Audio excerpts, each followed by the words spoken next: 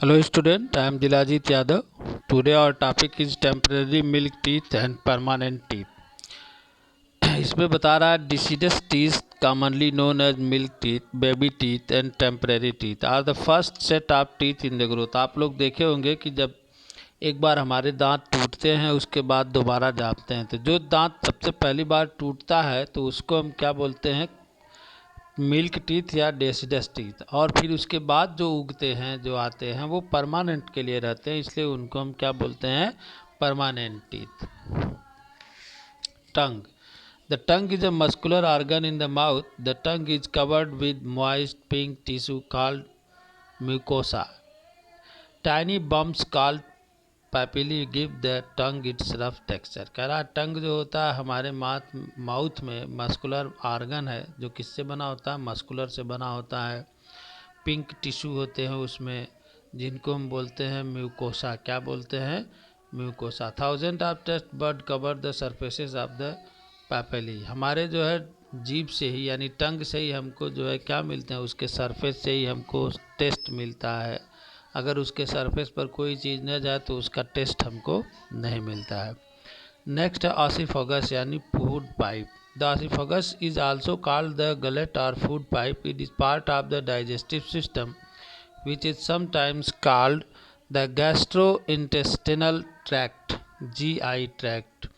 Food pipe क्या होता है, इससे हमारा भोजन जो है स्टमक में जाता है, यानी जब हम भोजन करते हैं तो फूड पाइप से होता हुआ ही फूड हमारे स्टमक में जाता है। यह भी डाइजेस्टिव सिस्टम का एक पार्ट होता है, जिस कभी कभी इसको गैस्ट्रो इंटेस्टिनल भी बोलते हैं। The oesophagus is a muscular tube about 25 centimetre. यानी यह कितनी बड़ी होती है, 25 सेंटीमीटर यानी 10 inch. It connects your mouth to your stomach. यह हमारे माउथ और स्टमक को कनेक्ट करती है। When you swallow food, the walls of the esophagus squeeze together. This moves the food down the esophagus to the stomach. यानी इसी से हमारा भोजन जो है किस में जाता है, स्टमक में जाता है। माउथ से किस में जाता है, स्टमक में। नेक्स्ट है डाइजेस्टिव सिस्टम का part, stomach. The stomach is a muscular organ located on the left side of the upper abdomen. यह अपर एब्डोमेन के लेफ्ट में होता है, इसको स्टमक बोलते हैं। The stomach receives food from the esophagus. As food reaches the end of the esophagus, it enters the stomach through a muscular valve called the lower esophageal sphincter. कह रहा food pipe से होता हुआ भोजन जो है सीधे सीधे हमारे कहाँ जाता है, स्टमक में जाता है, यानी स्टमक इसको रिसीव करता है और लोअर पार्ट को स्फिंक्टर बोलते हैं। The inner lining of the stomach secretes mucus, hydrochloric acid and digestive juices performing the following function. जैसे इसमें दिया है, ये ऊपर का पार्ट एसोफेगस से जुड़ा है, यानी वह पाइप है, फूड पाइप। ये लेयर ऑफ मसल्स है जो स्टमक में होती हैं। ये म्यूकस मेम्ब्रेन है, ये पाइलोरस है और ये ड्यूडेनम है।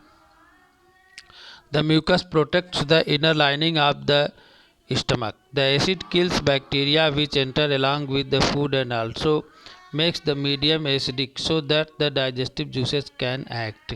कह रहा जब हम भोजन करते हैं, फूड करते हैं, तो उसके साथ कुछ बैक्टीरिया भी चले जाते हैं, तो जो एसिड जो है प्रोड्यूस होती है स्टमक से, वह क्या करती है, उन बैक्टीरियाज को मार देती है और उस जूस से, एसिडिक जूस से जो है, एसिडिक जूस से जो डाइजेस्टिव जूसेस होते हैं वो काम करना शुरू करते हैं और हमारा फूड जो है वो धीरे धीरे डाइजेस्ट होना शुरू कर देता है। The digestive juices help to break down the proteins into simpler substances.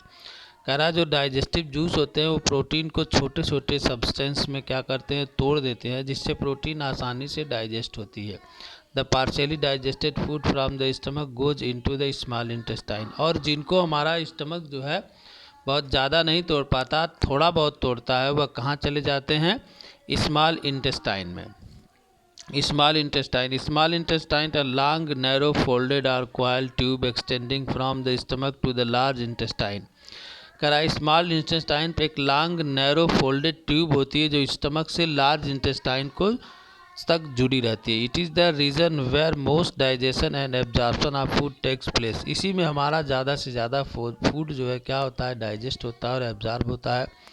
Absorption of digested food takes place in the small intestine.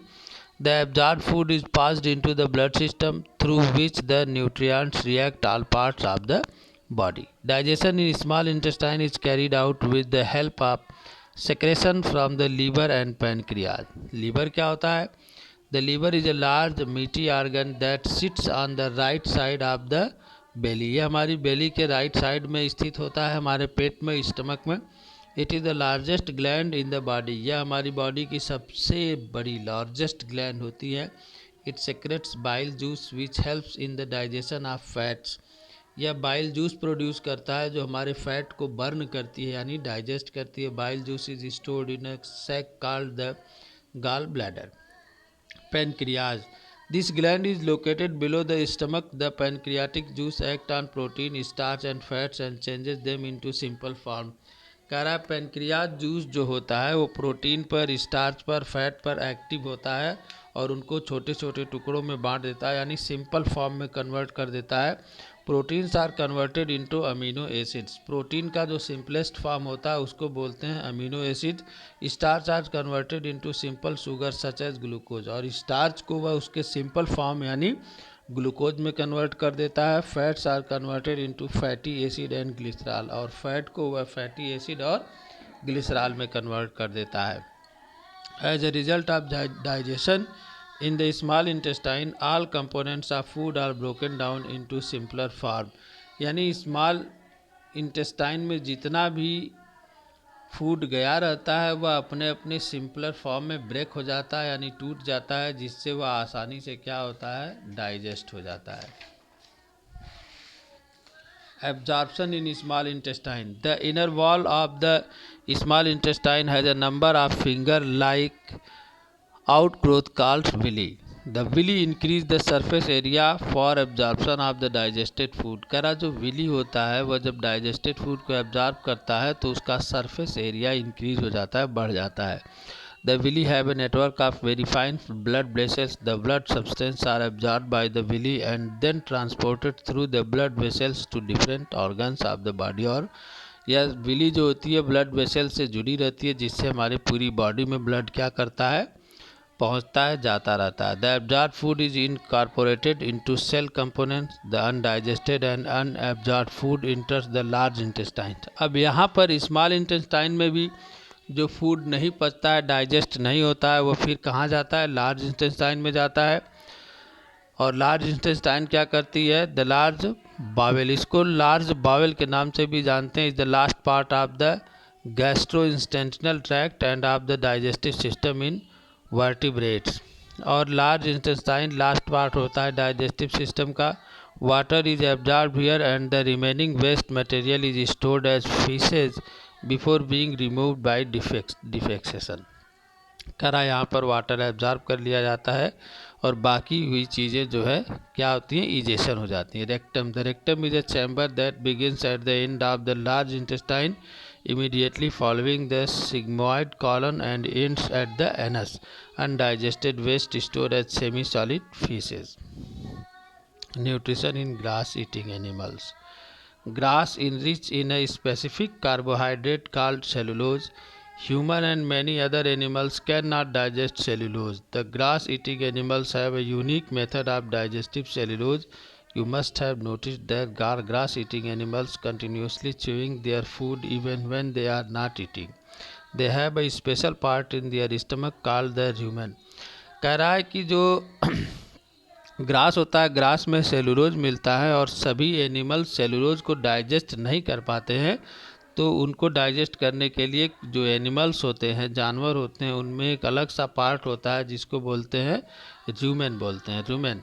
जैसे सभी लोग देखे होंगे कि जब जानवर जो है फूड लेते हो या न लेते हो लेकिन वो बराबर अपने मुंह को क्या करते हैं, हिलाते रहते हैं, चलाते रहते हैं. Here they store the food and they eat where digestion takes place to form cud. करा ह्यूमन में वो क्या करते हैं, अपने फूड को स्टोर करते हैं और यहाँ पर डाइजेशन के बाद जो फूड होता है उसे कड बोलते हैं. This cud returns as small lumps to the mouth from time to time on which the animal chews on. This entire process is called rumination and such animals are known as ruminants. यानी उनका बार बार अपना जो है मुंह हिलाना ही क्या कहलाता है, रूमिनेशन. और ऐसे एनिमल्स को हम बोलते हैं रूमिनेंट्स। क्या बोलते हैं? रूमिनेंट्स। अब नेक्स्ट टॉपिक है डाइजेस्टिव सिस्टम ऑफ रूमिनेंट्स, जिसको हम लोग कल पढ़ेंगे। लास्ट टॉपिक है और ये चैप्टर ख़त्म हो जाएगा।